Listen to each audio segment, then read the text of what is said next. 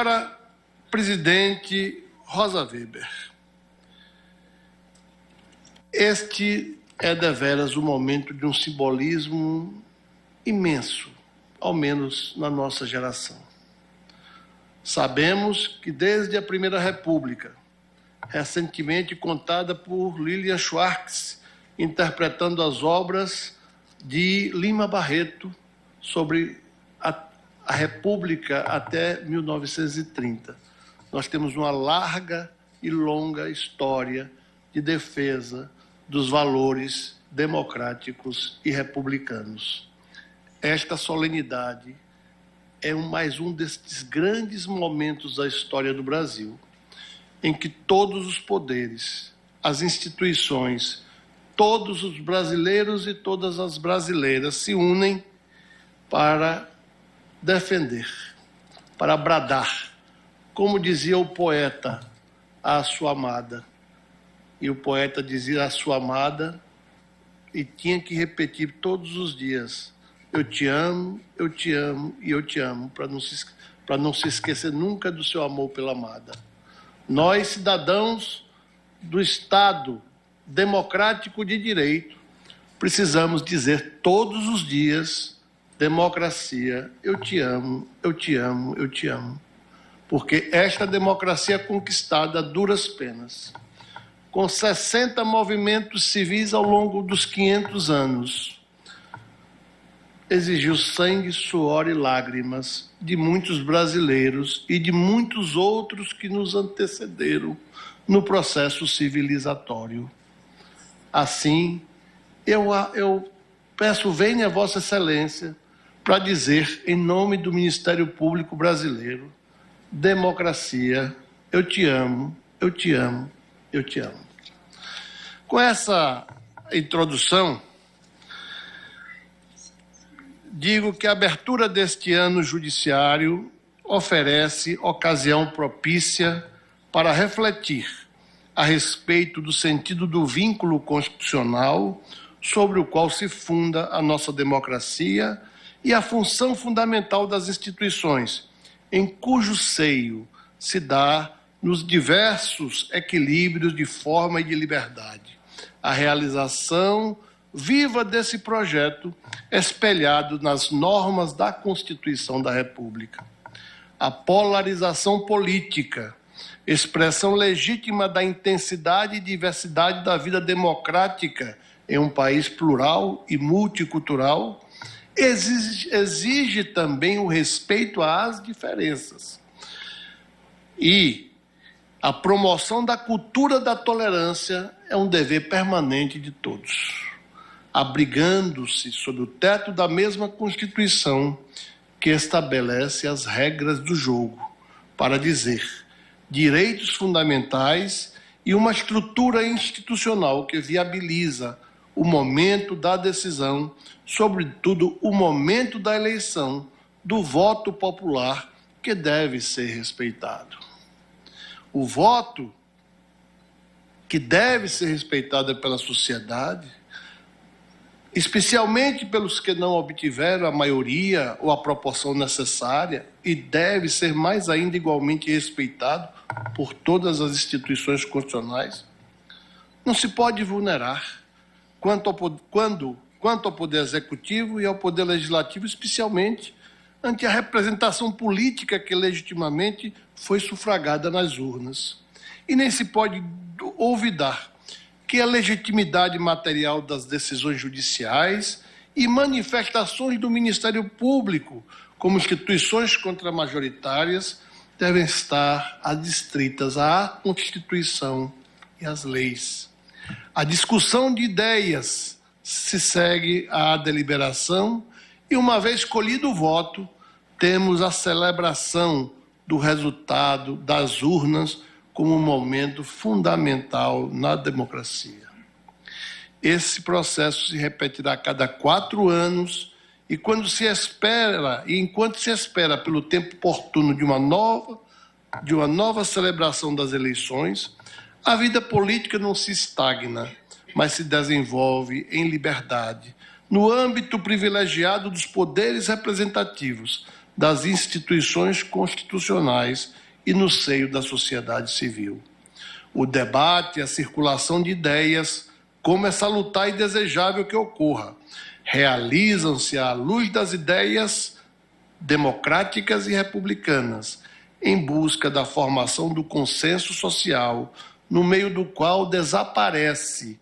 o dissenso pela prevalência do princípio da maioria colhida nas urnas. Pessoas podem convergir quanto à definição de políticas públicas, mesmo que não comunguem das mesmas visões de mundo e não sustentem as mesmas ideias. É o consenso por sobreposição, exposto por John Rawls, consenso social, liberal e democrático, pautado na tolerância e o respeito de igual autonomia moral de cada integrante da comunidade política. O pluralismo político é fundamento da República e o posicionamento livre das cidadãs e cidadãos da nossa nação, protegido pelo direito fundamental à livre expressão do pensamento, constitui o caminho necessário, a via obligata para opor-se civilizado das divergências e para a busca das convergências, ainda que parciais, provisórias e temporárias. Temos o privilégio de ter eleições periódicas. O povo tem o direito de mudar de opinião.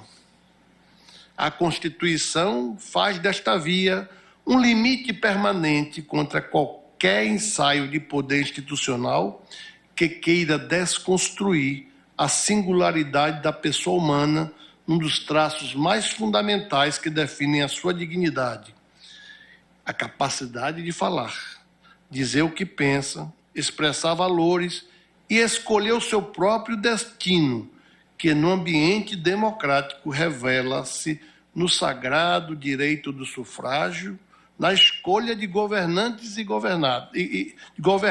representantes parlamentares, para a adoção das políticas públicas necessárias ao bem-estar da sociedade em cada unidade federativa. Mas ainda, no regime democrático, toda esta dignidade se amplia na singularidade da liberdade, da igualdade, da dignidade da pessoa humana. A palavra, o discurso, a reunião pública e a possibilidade livre do diálogo franco e respeitoso, tudo isso está no centro da política democrática, desde os seus albores, pois o contrário seria negar ao cidadão conhecer tanto as propostas e projetos que tocam no seu futuro e na sua descendência, como negar aos eleitores o conhecimento do passado e projetar e fazer valer novas ideias para o futuro, expressando e compartilhando valores que temos por basilares. Construímos a comunhão nacional, que nas lições perenes de Aristóteles é uma espécie de amizade política, sem a qual não há comunidade estável. Daí, podemos dizer do senso de pertencimento, do sentimento de patriotismo, do sentimento, para alguns, de um certo bairrismo, mas, acima de tudo, de pertencer a algum lugar, de pertencer a alguma fé, de pertencer àquilo que cada um livremente escolhe para o seu modo de estar no mundo. Sim, senhoras ministras, senhores ministros, senhor presidente da República, senhores parlamentares, senhoras e senhores, sim, há elementos básicos sobre os quais se funda a concórdia. E essa ocorre quando, nos aspectos constitucionais da vida coletiva, cidadãos e cidadãs, mesmo mantendo firmes suas próprias e diferentes ideias, respeito às regras do jogo, como Bobbio já pregava, e ainda, segundo Bobbio, se coloca em prática aquilo que decidiram em conjunto.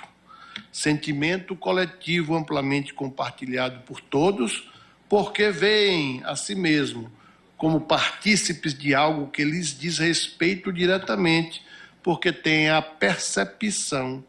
de que, ao eleger, pelo princípio da maioria, como é da natureza dos cargos eletivos e dos mandatos eletivos, está a se escolher os representantes para levarem a cabo a missão suprema da causa pública que o Estado desempenha nos termos da Constituição.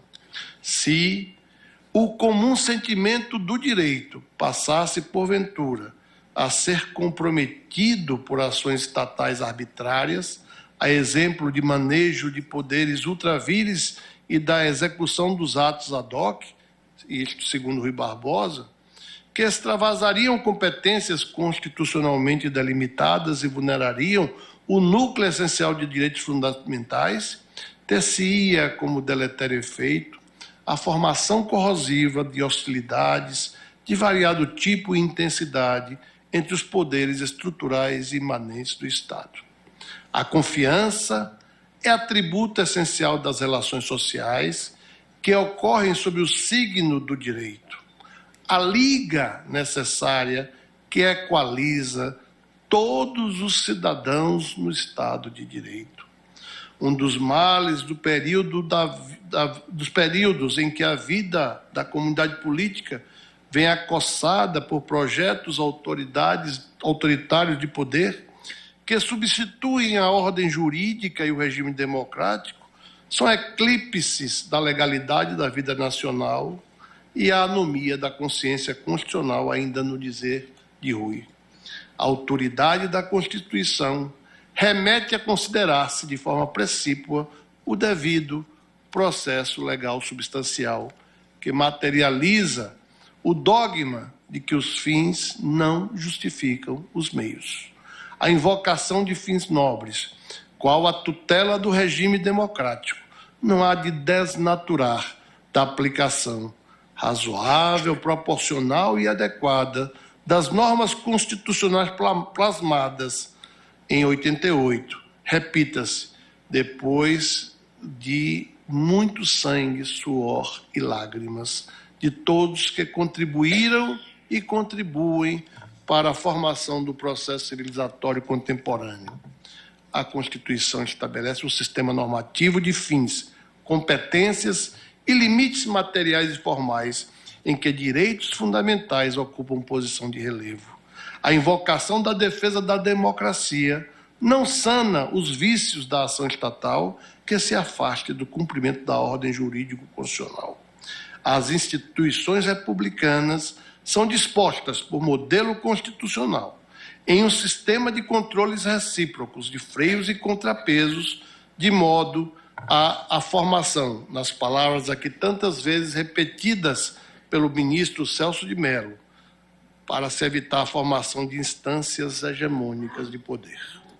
Críticas populares e reuniões públicas pacíficas, ordeiras e sem armas, constituem legítimo exercício do direito fundamental e não podem resvalar para ilegítimos e criminosos atos de violência e danificação de bens públicos e espaços reservados à atuação de órgãos estatais. Episódios como o do último dia 8 de janeiro, verificados nesta capital, vulneraram criminosamente as sedes dos poderes da República, não poupando sequer a joia das instituições republicanas, como se referia Levi Carneiro a este egrégio Supremo Tribunal Federal. Investiram contra esse recinto povoado de temores sagrados e esperanças sublimes, referência que fez Rui Barbosa na obra Pensamento e Ação, editado pelo Senado Federal em 1999. Assim, é que podemos dizer que esta grande instituição, o Supremo Tribunal Federal, vai atravessando com serenidade as inclemências passageiras, vai atravessando todas as falidas investidas criminosas que concebam o seu enfraquecimento ou supressão. Registro, senhora presidente, em enérgica e expedita resposta às ações criminosas no último dia 8 de janeiro, a Procuradoria-Geral da República, no contexto de muitas medidas que já vinham sendo tomadas desde 2021, com a participação, sempre digo aqui, do próprio ministro Alexandre de Moraes, do ministro Dias Toffoli na presidência, do ministro Fux na presidência e, ao depois, com Vossa Excelência na presidência.